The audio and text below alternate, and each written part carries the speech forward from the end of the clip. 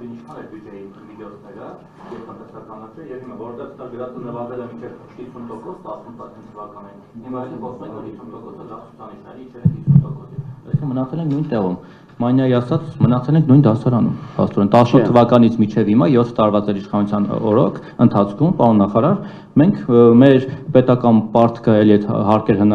հարաբերակցությամբ 50%-ի շրջանակում ոնց որ 18 թվականին էր այսինքն լավ ցուցանիշը 18-ին էր Եվ հիմա էլ 50%-ի Շատ լավ հարց է, հեսա Եվ նաև որ ասում եք, որ այդ ես հասկանում եմ, որ հնայի մասով կառավարելի լինի թե չէ, այն ժամանակ էլ Վարդան Արամյանն էր ասում, որ մենք կառավարելի, կարմիր գծերը չենք անցել բան, մեզ հուսադրում էր դրանով։ Բայց այն ժամանակ, երբ որ 6-8 միլիարդ էր, մեր բյուջեն ինչքան էր, եւ հիմա որ 12-13 միլիարդ է, էլի մեր բյուջեն ինչքան է եւ արդյոք դրանք համարժեք են միմյանց։ Այո, սա 13-ի չափով աճել է կրկնակի մեր բյուջեն 18-ի համար։ Այո,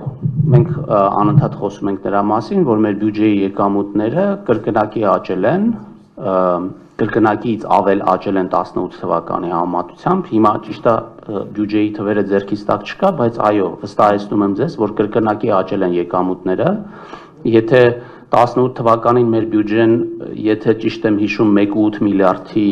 1.8 միլիարդի շրջանակներում էր 25 թվականի բյուջեն արդեն 3.5 տրիլիոնի շրջանակներում է, այսինքն այստեղ էական ոճ ունենք, եկամուտների էական ոճ ունենք, ամեն տարի տեսեք,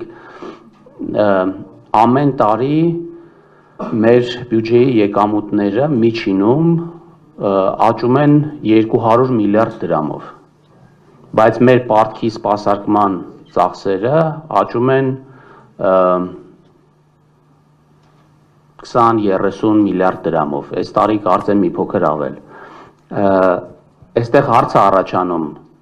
եթե մենք այսօր ասենք եկեք պարտք վերցնենք, որպեսզի մեր եկամուտները 200 միլիարդ դրամով աճեն, բայց դրա մի մասը տանք մեր պարտքի սպասարկմանը, մենք կհամաձայնենք, այստեղ կարևորը այն է, որ մեր աճող գումարի ծավալը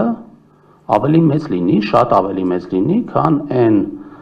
տոկոսը, որը մենք տալիս ենք այդ պարտքի սպասարկմանը, կարծեմ դա տրամաբանական երևույթ է, և այստեղ պարտքի հնայի հետ հարաբերակցության տեսանկյունից, տեսեք, եթե մենք ասում ենք, և մեր ֆիսկալ կանոններն են այդպես ասում, որ մինչև 60% պարտք հնա հարաբերակցություն ունենալը դա անվտանգ է, դա ասում են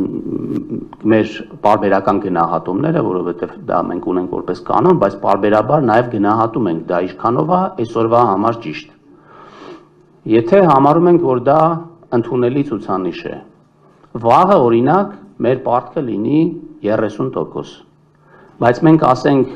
կամ դուք ասեք, եկեք այդ պարտքը մի քիչ ավելացնենք, այսօր մի ներդրում կատարենք, որպեսզի մեր այն ծախսը, որը պետք է անենք 5 տարի հետո, առանց պարտքի, անենք այսօր,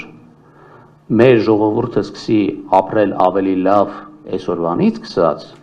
ավելի բարեկեցիկ լինի տնտեսական ակտիվությունը, ավելի լավ լինի մեր փողերը շատանան,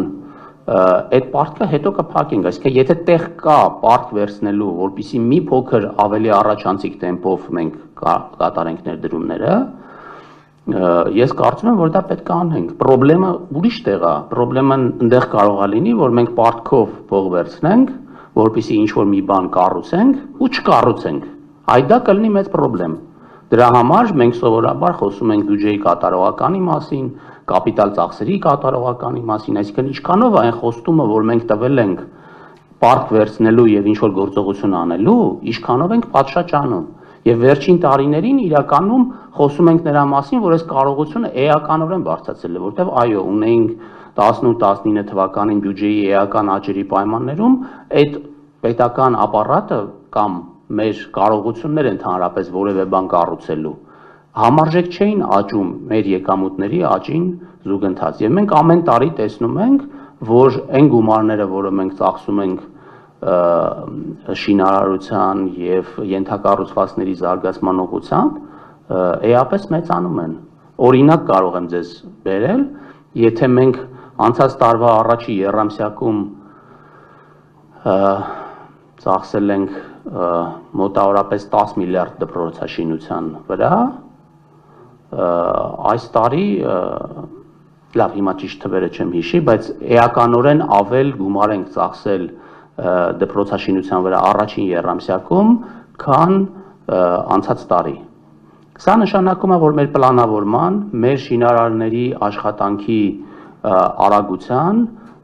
տեմպերը էականորեն ավելացել են, բայց ես չէի ասի, որ մենք հասել ենք մեր այդ